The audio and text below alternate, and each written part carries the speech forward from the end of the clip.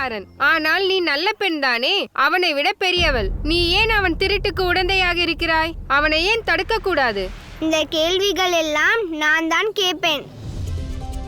எனக்கு பதில் சொல்லுங்கள். கிருஷ்ணன் கோகுலத்தில் இல்லாத போது உங்கள் இல்லங்களில் தயிர், வெண்ணெய் அல்லது நெய்க்கு தட்டுப்பாடு இருந்ததா? சரி, இப்பொழுது நீங்கள் வெண்ணெய் திருடி விட்டான் என்று புகார் பேசினீர்களே. இப்படி கிருஷ்ணன் வெண்ணெய் திருடுவதால் உங்கள் எவர் இல்லத்திலாவது ஏதாவது குறை ஏற்பட்டுதா என்ன? இல்லை, கோகுலத்தில் பால், நெய், வெண்ணெய்க்கு எப்படி தட்டுப்பாடு வரும்? எல்லாம் அளவுக்கு அதிகமாக உள்ளது. சரி, இந்த அளவுக்கு அதிகமான வெண்ணெயை கிருஷ்ணன் சிறிது உண்ணுவதால் உங்கள் தலை மீது ஆகாயம் அவிழ்ந்து விட போது. நீங்கள் அனைவரும் சேர்ந்து மாற்றி விட்டீங்கள் அல்லவா? அதனால தான் அத்தை கோபமாக கிருஷ்ணனை இங்கிருந்து அழைத்து சென்று விட்டார்கள். பொழுது பாவம் அவனுக்கு என்ன தண்டனை தரப்போகிறார்களோ.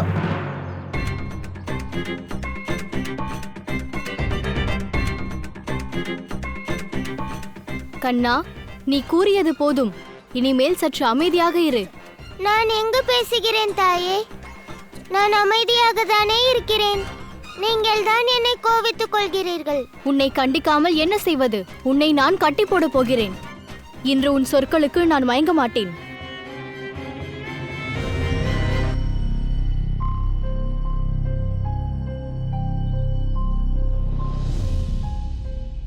வழக்கமாக வெண்ணையை விட இனிமையாக பேசுவீர்களே.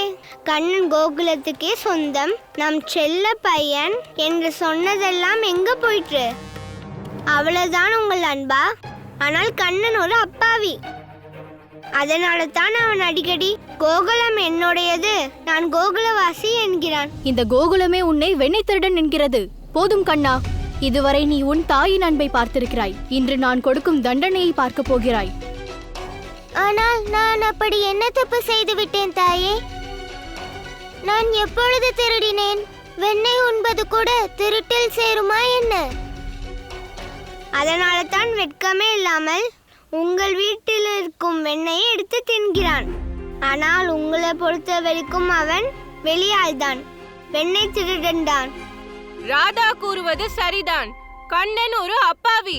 அவன் எப்பொழுதும் எனக்கு என் யசோதா தாய் போல, எனது கோகுலத்தில் இருக்கும் எல்லா தாய்களும் என் தாய் தான் என்பான்.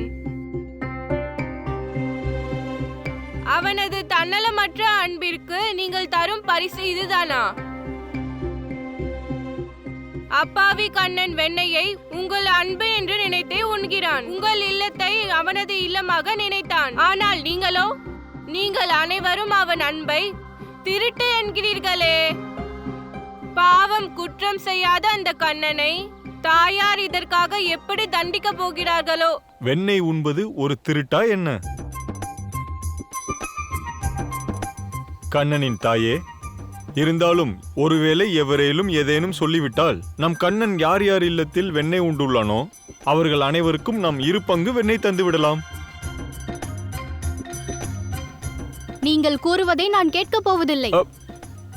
எல்லாவற்றிற்கும் உங்கள் அதீத அன்புதான் காரணம். குறும்புக்கார கண்ணா, நீ இங்கேயே இரு. இனி எங்கும் செல்லக்கூடாது, எவருடைய வெண்ணெயையும் திருடக்கூடாது.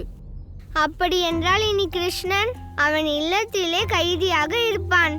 எங்கும் வர முடியாது, எவர்களோடும் விளையாட முடியாது. வாழ்த்துக்கள். இனி உங்கள் வெண்ணெயை யாரும் திட மாட்டாங்கள். அனைத்து வெண்ணெயும் உண்ணுங்கள். ஏனெனில் கிருஷ்ணனால் இங்க வர முடியாது.